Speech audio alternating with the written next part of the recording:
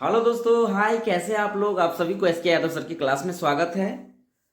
और बिना समय गंवाए अपने टॉपिक को आगे बढ़ाएंगे। अपना ये फिजिक्स की सिलसिला चल रही है जिसमें आपको पार्ट वाइज हर टॉपिक को हम बता रहे हैं। जिसमें आपको बताएं हैं कि मेन 10वीं क्लास का जो फिजिक्स है, पहला चैप्टर प्रकाश, उसके बारे में हम लोग चर्चा करते हैं। प्रकाश क्या है ये भी बता दिया गया है। प्रतिबिंब क्या है, दर्पण क्या है, प्रतिबिंब कितने प्रकार के होते हैं, दर्पण कितने प्रकार के होते हैं, इन सारी चीज़ों की जानकारी आपको अगले वीडियो में हम डाल दिए हुए हैं, पिछले वीडियो में। अभी का जो मेन पॉइंट है जो हम आपको बताए हैं, खासकर गोलीय दर्पण की दो वैरायटी, एक है आपका अवतल दर्पण और एक है आपका उत्तल दर्पण। आपके बोर्ड पर हेडिंग दिखता होगा कि अवतल दर्पण द्वारा विभिन्न प्रकार के प्रतिबिंब का निर्माण कैसे होता है। बच्चों को खासकर ये जरूर 2 नंबर में भी पूछ दिया जाता है और ऑब्जेक्टिव में भी आता है कि अगर वस्तु को हम कहाँ रखेंगे तो प्रतिबिंब कहाँ बनेगा।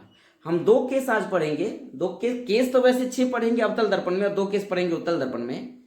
तो टोटल 2 दर्पण के बारे में चर्चा करेंगे, एक अवतल दर्पण एक उत्तल दर्पण। सबसे पहला शुरुआत है आपका अवतल दर्पण।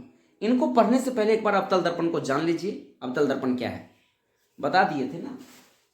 वैसी दर्पण किसी खोखले गोले का एक भाग है ना, और उसमें क्या है ना, बाहरी सतह रजतीत है और भीतर वाला भाग धसल है। हो गया अवतल दर्पण का डिफिनेशन।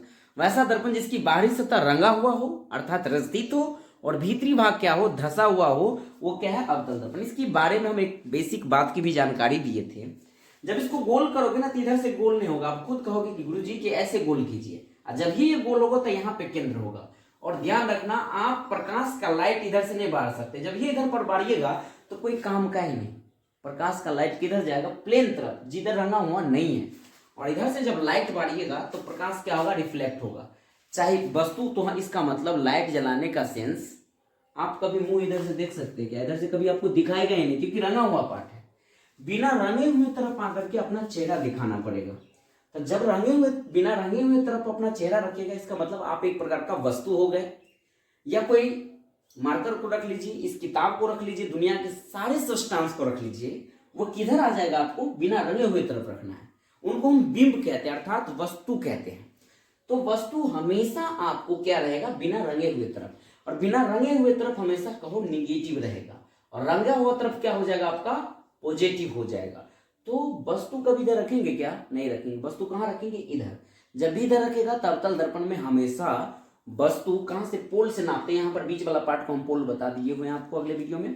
तो पोल से लेकर के वस्तु दूरी आपका क्या हो जाएगा, आपका नेगेटिव में रहेगा।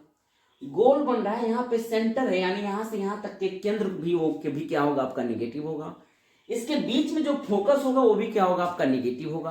अर्थात अवतल दर्पण में सारा का सारा चीज नेगेटिव होगा। बस एक ही केस आपका पॉजिटिव होगा, जो हम इस केस में आपको बताएंगे अवतल दर्पण में जो 6 केस पढ़ाएंगे वहां। चलिए हम लोग शुरुआत करते हैं।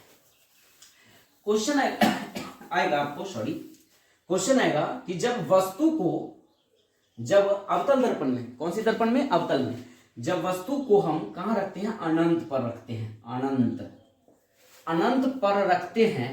क्वेश्चन आगे लेना अपना। जब वस्तु को अनंत पे रखते हैं तो क्वेश्चन आएगा प्रतिबिंब कहां बनेगा। पहला क्वेश्चन कैसा बनेगा। ये 2 टाइप का क्वेश्चन पूछता है। तो जब वस्तु को अनंत पर रखिएगा अवतल दर्पण में, तो प्रतिबिंब कहां बनेगा, कैसा बनेगा। चलिए सबसे पहले वी है, ये अपना क्या है, एक अवतल दर्पण है। और बी अवतल दर्पण की ये जो एम और एम डैश है, इसको हम अवतल दर्पण की क्या कहते हैं, या किसी भी दर्पण की चौड़ाई कहते हैं, एम एम डैश को। और दर्पण की चौड़ाई को हम लोग क्या कहते हैं, द्वारक कहते हैं।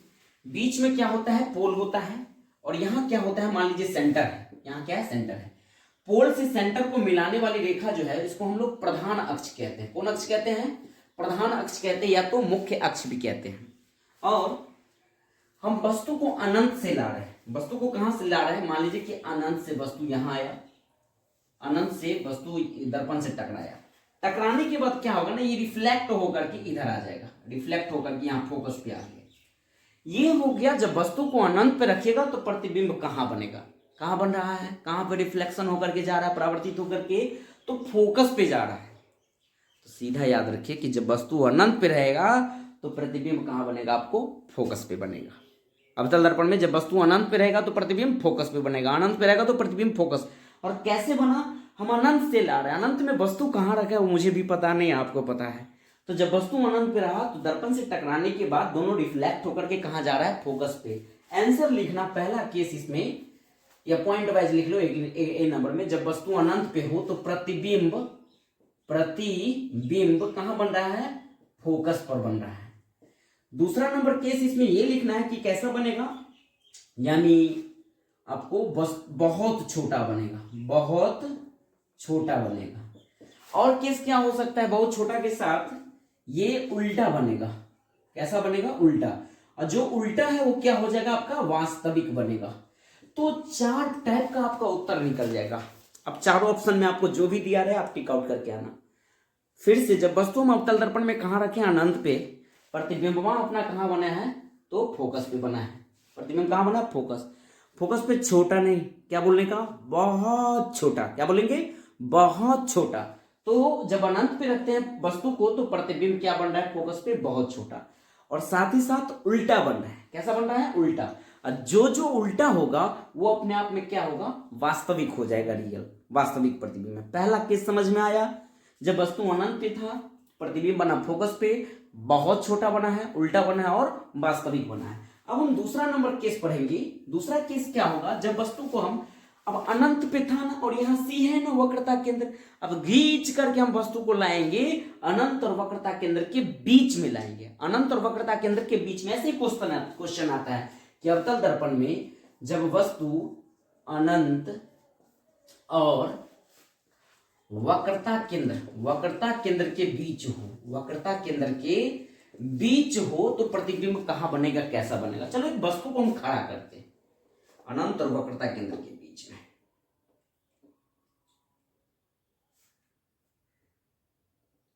ये देखो, काफी देर रुक लग गए होंगे क्योंकि आपको ये फोटो बनाना बढ़िया से। मान लीजिए कि यहां पे कोई वस्तु हम खड़ा कर दिए, वस्तु का नाम क्या है, ए और बी नाम दे दिए। ये दर्पण से टकराया है, अब इसी को बाद में लिख देंगे। दर्पण से टकराने के बाद क्या होगा, ये फोकस से होकर के गुजर जाएगा। ये किस से होकर के गुजर जाएगा, सी से होकर के गुजर जाएगा, है ना। ऐसा ड्राइंग आपको बनाना पड़ेगा। यहां सेंटर, यहां फोकस है।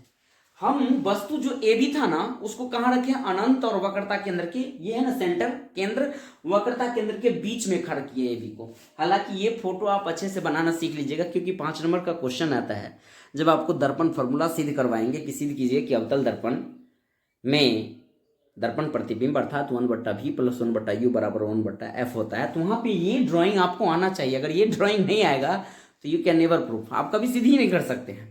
तो ध्यान रखिएगा, जब वस्तु हम अनंत और वक्रता केंद्र के बीच में रखें तो प्रतिबिंब एक दूसरे से टकराने के बाद यहाँ पे कट रहा है और ये अपना प्रतिबिंब बन गया है। इस प्रतिबिंब का नाम हम लोग रख देते हैं A' और B'। तो जब आपसे पूछा जाएगा कि हम वस्तु को अनंत और वक्रता केंद्र पे रखें तो फोकस से देखो ना, धकल के तनी घसक के कहाँ चल गया है, फोकस और वक्रता केंद्र के बीच में। तो आपसे पूछा जाएगा प्रतिबिंब कहाँ बनेगा, यानी प्रतिबिंब बनेगा, प्रतिबिंब फोकस और वक्रता केंद्र, यानी शॉर्टकट भाषा में लिख देते हैं प्रतिबिंब फोकस और वक्रता केंद्र के बीच बनेगा। आंसर याद हुआ, अनंत और वक्रता केंद्र पर के बीच था तो प्रतिबिंब कहाँ बन रहा है, फोकस और वक्रता केंद्र के बीच। इसमें कैसा बनेगा, बहुत छोटा नहीं मारने का, छोटा बोलना है। क्या बोलना है, छोटा। इसमें हम बहुत को मिटा देंगे, सिर्फ क्या लिखेंगे इसमें, छोटा। बहुत छोटा किस केस में था, बहुत छोटा था जब फोकस पे बना था, तो उल्टा बनेगा, स्वाभाविक है ना। देखो ना, ये सीधा है, यहाँ क्या बन गया, उल्टा। और जो उल्टा है वो अपने आप में क्या है, वास्तविक है, तो ये वास्तविक बनेगा। ये 4 उत्तर आपको याद रखना है। फिर से याद करवाऊं, जब वस्तु को अनंत पे रखे थे तो प्रतिबिंब कहाँ बना था, फोकस पे बना था, वास्तविक बना था, उल्टा बना था, बहुत छोटा बना था। अब हम वस्तु को घींच करके ला रहे हैं कहाँ, अनंत और वक्रता केंद्र के बीच में जब खड़ा किए हैं तो प्रतिबिंब कहाँ बन रहा है, आपको प्रतिबिंब आपको फोकस और वक्रता केंद्र के बीच बन रहा है। 1 मिनट, वास्तविक बनता है, उल्टा बनता है। जो जो छोटा बन रहा है, उल्टा बन रहा है और वास्तविक बन रहा है। जब वस्तु को हम कहाँ ला रहे हैं, अनंत और वक्रता केंद्र के बीच, तो प्रतिबिंब फोकस और वक्रता केंद्र के बीच वास्तविक बना है, उल्टा बना है, बहुत छोटा नहीं, छोटा बना है। अब हम तीसरा केस पढ़ेंगे। अब आपसे मेरा क्वेश्चन है कि बताओ वस्तु को कहाँ पे लाएं। आप कहोगे सर कि अनंत था, अनंत से खींच के लाए वक्रता केंद्र और अनंत के बीच। अब वस्तु को आपको खींच के लाना है कहाँ, वक्रता केंद्र पर लाना है। ड्राइंग थोड़ा अच्छे से बनाना, क्योंकि ड्राइंग पे आपको नंबर मिलता है, ध्यान रखने का। अगर अच्छे से आप फोटो नहीं बनाओगे तो आपका नंबर क्या हो जाएगा, कट जाएगा। अब हम इसको कहाँ पे ला रहे हैं, वक्रता केंद्र पे ला रहे हैं। वस्तु मान लीजिए वक्रता केंद्र पर है, वस्तु का नाम यहाँ पर मान लीजिए सी है, वस्तु का नाम हम ए और बी रख दिए, और ये दर्पण से टकराएगा, ठीक है। दर्पण से टकराने के बाद ये किससे गुजर जाएगा, मान लो कि फोकस से गुजर गया। ये भी लाइन किससे गुजर जाएगा, फोकस से गुजर जाएगा, और ये यहां जा आकर के क्या हो जाएगा, कट जाएगा। और ये देखो प्रतिबिंब यहाँ ए बी था ना, इसको हम ए डैश और बी डैश भी कह सकते हैं। यानी तीसरा केस है जब वस्तु को हम सीधा सीधा रखो, वक्रता केंद्र पर रखते हैं, वक्रता केंद्र पर, वक्रता केंद्र पर हो। जब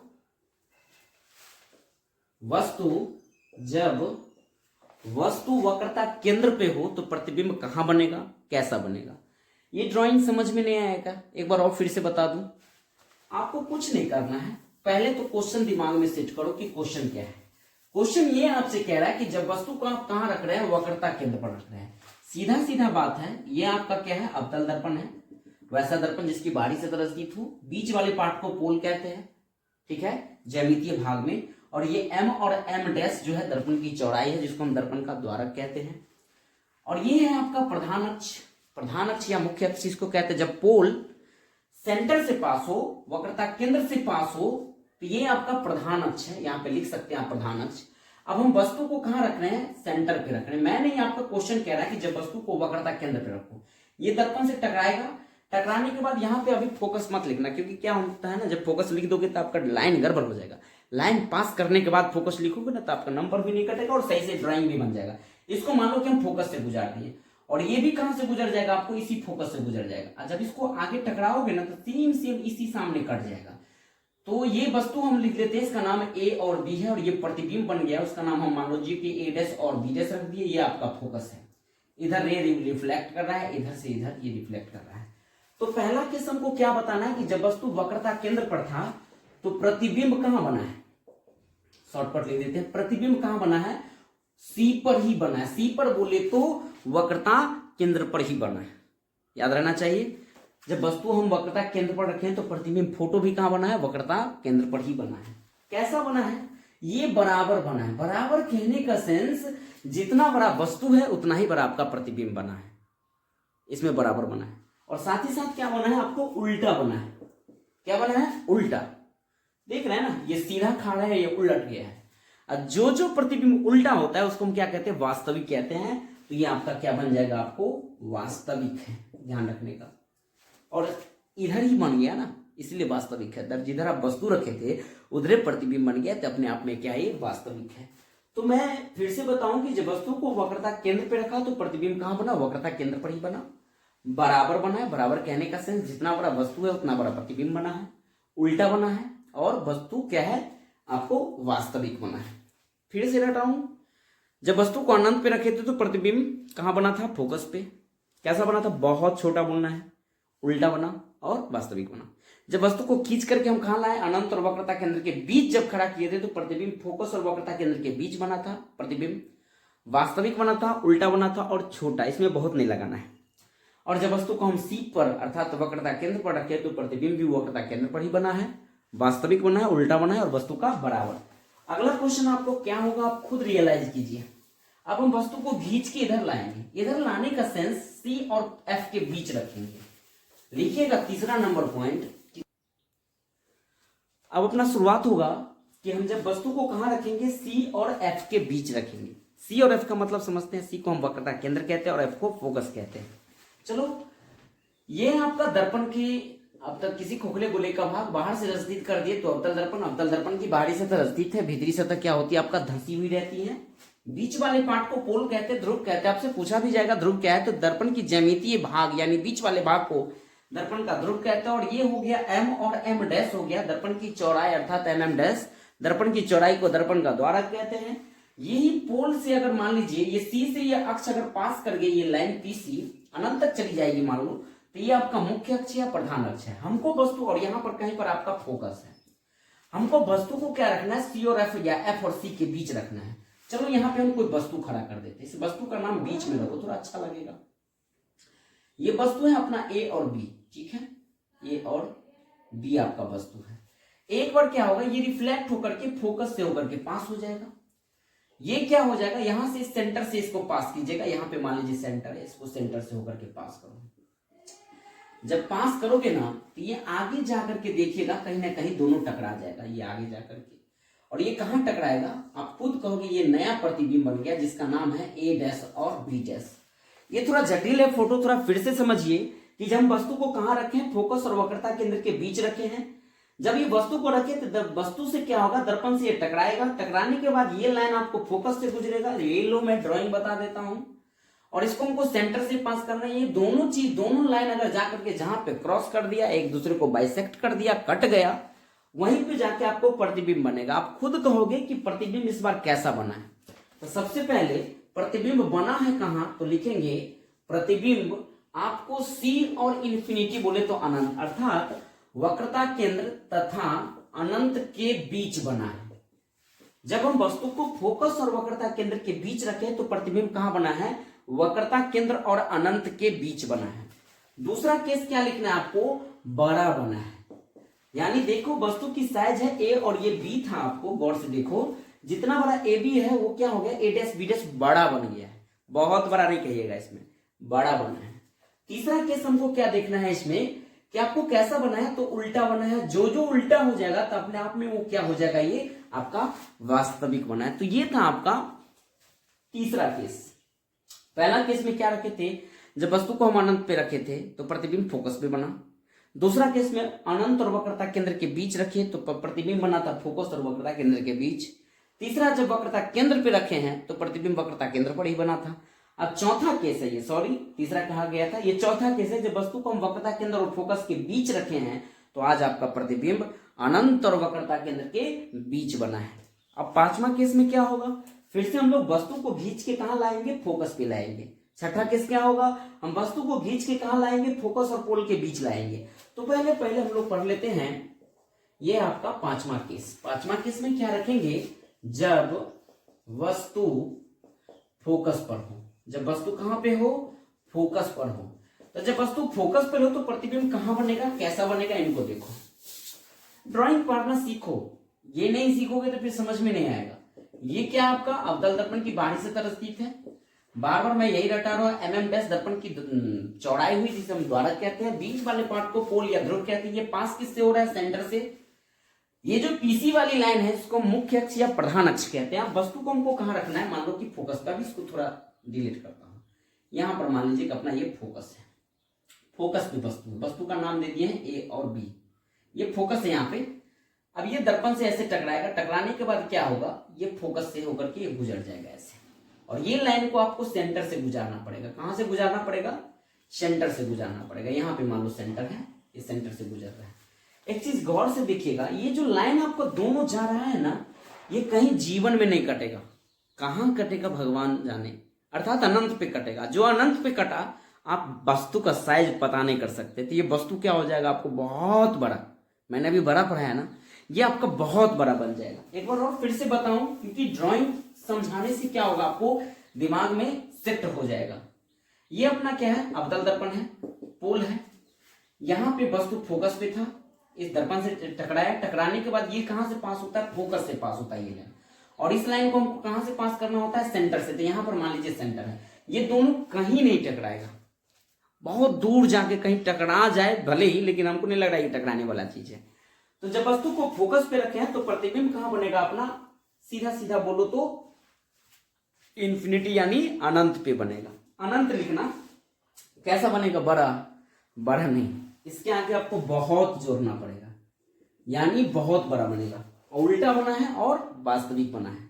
अब हम लोग छठा केस पढ़ेंगे, और छठा केस की कंडीशन आप खुद बताओगे। वस्तु को खींच के हम कहां लाएंगे, पोल और फोकस के बीच। तो यहां लिखना पड़ेगा कि जब वस्तु फोकस तथा पोल के बीच हो।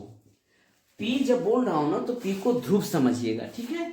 अब हम इसको फिर से ड्राइंग बनाएंगे। ये लास्ट है, इस बार सीख जाइए, क्योंकि इसके बाद आपको अवतल दर्पण की जानकारी नहीं मिलेगा लगभग। ये आपका अवतल दर्पण बाहरी सतह स्थित है। इसको हम लोग क्या कहते हैं, एमएम डैश दर्पण की चौड़ाई द्वारा। बीच में क्या है, पोल जिसको ध्रुव कहते हैं। ये कहां से पास होता है, सी से। ये जो पीसी वाली लाइन है इसको हमको प्रधान अक्ष या मुख्य अक्ष पूछा भी जाएगा कि प्रधान अक्ष क्या है, तो दर्पण के ध्रुव और वक्रता केंद्र के मिलाने वाली रेखा को प्रधान अक्ष या मुख्य अक्ष कहते हैं। यहाँ पे बीच में मान लीजिए कि फोकस है, वस्तु को हम फोकस और पोल के बीच रखते हैं, मान लो यहाँ रख दिए, ये है वस्तु आपका ए बी। ये क्या होगा ना, ये बी है, ये पहले ये दर्पण से टकराएगा, टकराने के बाद ये किससे गुजर जाएगा, फोकस से, और ये लाइन किससे गुजरेगा आपको, वक्रता केंद्र से। थोड़ा वक्रता केंद्र हम दूर लिख दिए, नजदीक ले आते हैं। और ये आगे जाके देखिएगा ना, आगे जाके काल्पनिक फॉर्म में, आगे जाके काल्पनिक फॉर्म में कहीं ना कहीं ये दोनों टकराएगा। टकराने के बाद क्या होगा, यहाँ पे एक फोटो बन जाएगा अपना, एक फोटो बन गया। क्या बन गया, ए डैश और बी डैश। ये थोड़ा जटिल लगा होगा, एक बार और समझाना चाहूंगा, फिर से देखिए, क्योंकि फोटो बनाना सीख गए तो पूरा आंसर निकाल लोगे। ये था ना पोल, बार बार पेंटिंग कर दी, मान लो यहाँ पे क्या आपका सी है, यहाँ पे क्या है, फोकस है। वस्तु को मान लीजिए कि यहाँ पे रख दिए, यहाँ पे रखने के बाद ये किससे गुजरता है, फोकस से गुजरता है। इससे टकराने के बाद फोकस से, और इस लाइन को हमको किससे गुजारना पड़ता है, मान लीजिए कि सी से गुजारना। सी बाद में लिखना, थोड़ा सी इधर उधर हो जाता है। अब देखिएगा इधर डॉटेड लाइन में दोनों जाके कहीं ना कहीं आपको कट जाएगा, और जहां पे ये कट गया तो यही आपका क्या बन गया, आपका प्रतिबिंब। जैसे कि वस्तु रखे थे ना ये भी, ये ए डैश बी डैश बन गया। हम आपसे पूछना चाहते कि इस बार प्रतिबिंब कहाँ बना है, दर्पण के आगे बना है कि दर्पण के पीछे बना है, तो आपका जवाब होगा दर्पण के पीछे बना। उल्टा बना है कि सीधा बना, तो कहिएगा सर जी जितना बार प्रतिबिंब जैसा था वैसा ही तो प्रतिबिंब, फोटो वस्तु जैसा था वैसा ही तो प्रतिबिंब बना है, यानी ये भी सीधा ये भी सीधा। और ये डॉटेड लाइन में है ना, दर्पण के पीछे बना है ना, इसलिए इसको हम वास्तविक नहीं कहेंगे, ये क्या हो जाएगा, काल्पनिक। इस केस से क्वेश्चन ज्यादा पूछता है क्योंकि ये फंसाने वाला चीज है, अपवाद के केस में आ गया। बाकी 5 कंडीशन में तो सब चीज हम उधर पढ़े, उल्टा उल्टा उल्टा, वास्तविक वास्तविक वास्तविक, है ना। यहाँ पे क्या हो रहा है, प्रॉब्लम है, यहाँ पे ध्यान रखने का। प्रतिबिंब कहाँ बनेगा, दर्पण के पीछे। क्या लिखेंगे, दर्पण के पीछे बनेगा, दर्पण के पीछे। बी केस हो जाएगा, कैसा बना है, तो ये आपको बड़ा बना है, बड़ा बना है, यानी जितना बड़ा वस्तु था उससे बड़ा प्रतिबिंब बना है। तीसरा केस क्या पढ़ना है आपको, कैसा बना है, तो ये काल्पनिक बना है। काल्पनिक कैसे बना है, दर्पण के पीछे के चक्कर में। और कैसा बना है, एक और केस है, सीधा बना है कि उल्टा, तो इसमें जवाब आपको देना पड़ेगा सीधा। बाकी केस में हम लोग उल्टा देखे थे, इसमें क्या पढ़े हम लोग, सीधा। ये था आपका अवतल दर्पण की कहानी। यही केस हम लोग उत्तल दर्पण में पढ़ेंगे। यहां पर सिर्फ कन्वर्ट कर लीजिए टॉपिक, हेडिंग में लिख दीजिए उत्तल दर्पण। उत्तल दर्पण में ज्यादा केस आपको नहीं पढ़ना है। उत्तल दर्पण में सिर्फ 2 ही केस पढ़ेंगे। एक बार वस्तु को हम अनंत पर रखेंगे और एक बार वस्तु को पोल और अनंत के बीच रखेंगे। पहला केस हम लोग उत्तल दर्पण में देखते हैं कि जब वस्तु कहां हो, अनंत पे हो।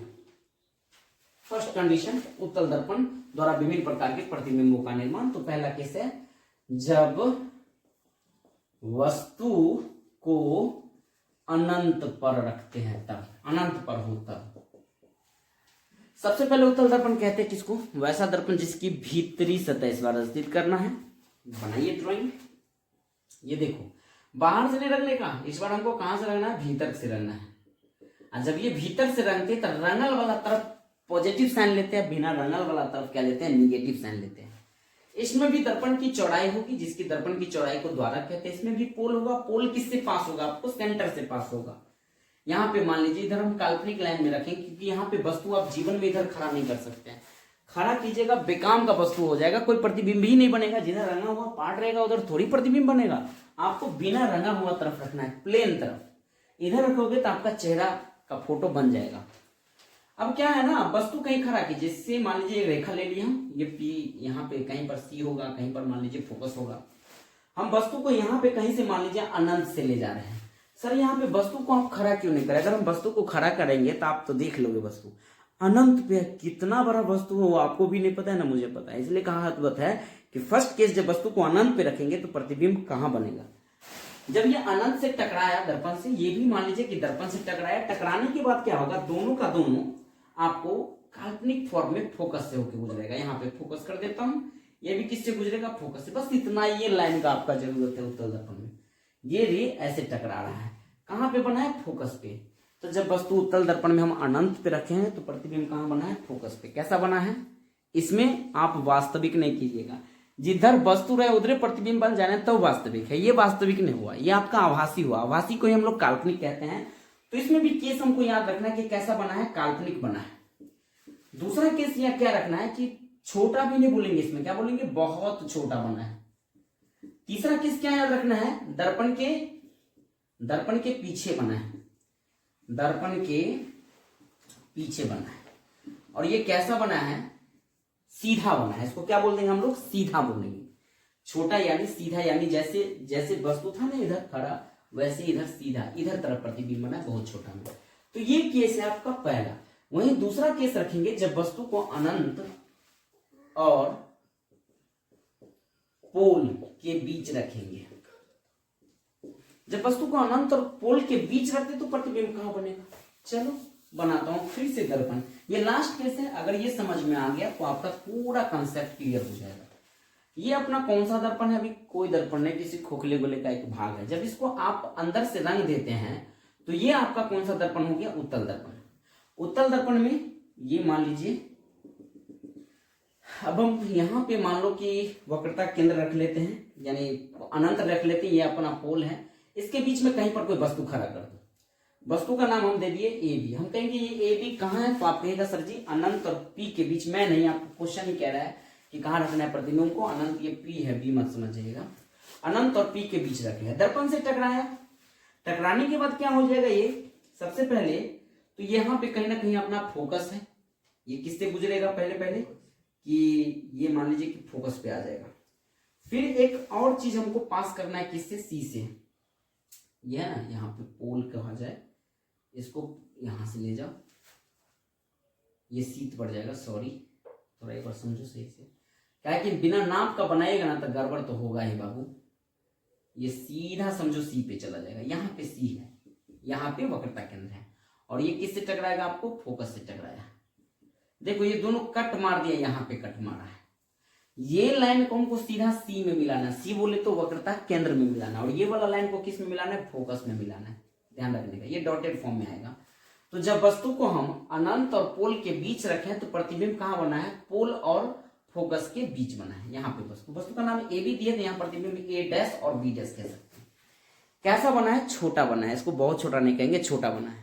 और काल्पनिक बना है, इस तरफ नहीं ना बना है, इधर बना है ना, तो कैसा बना है, काल्पनिक। उल्टा की सीधा तो आप कहोगे, इसमें भी सीधा।